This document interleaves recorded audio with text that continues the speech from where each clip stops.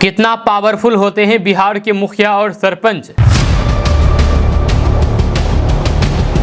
बिहार में मुखिया और सरपंच के पास कितनी होती है शक्तियां और क्या क्या होता है काम। आप कौन सा काम मुखिया से करवा सकते हैं और कौन सा काम सरपंच से। जानिए बिहार के पंचायत मुखिया सरपंच के पावर के बारे में, आगे काम आएगा आपका। जी हाँ, बिहार में मुखिया जी के पास क्या क्या ताकत होती है।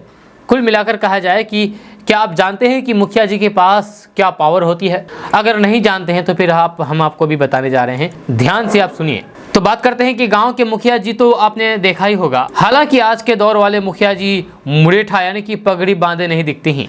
ये आपको कभी भी फुल पैंट शर्ट तो कभी कुर्ता पाजामा में दिख जाएंगे। लेकिन एक बात जो नहीं बदली है वह है उनको मिली ताकत और जिम्मेदारियां।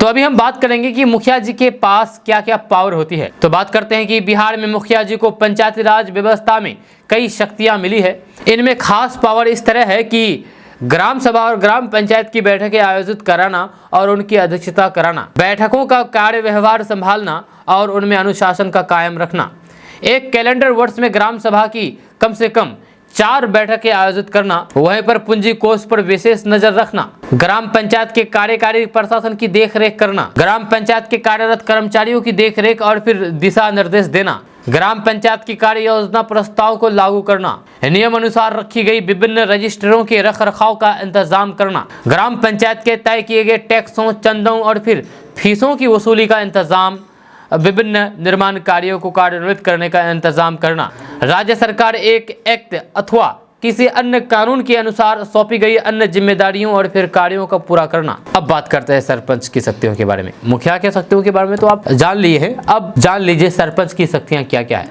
तो बात करते हैं कि सरपंच को पंचायती राज व्यवस्था के तहत 3 बड़े अधिकार दिए गए हैं। सरपंच को ग्राम सभा तथा ग्राम पंचायत की बैठक बुलाने और फिर अध्यक्षता करने का अधिकार मिला हुआ है। या इसके अलावा ग्राम पंचायत की कार्यकारी और फिर वित्तीय शक्तियां भी सरपंच के पास होती है। जब वहीं ग्राम पंचायत के अधीन कर्मचारियों के कार्यों पर भी प्रशासकीय देखरेख और फिर नियंत्रण रखने की शक्ति सरपंच के पास होती है। अब बात करते हैं सरपंच की जिम्मेदारी के बारे में। तो बात करते हैं कि अगर ताकत मिलती है तो फिर उसके साथ जिम्मेदारी भी दी जाती है। जाहिर है कि सरपंच को शक्तियों के साथ जिम्मेदारी भी मिली है।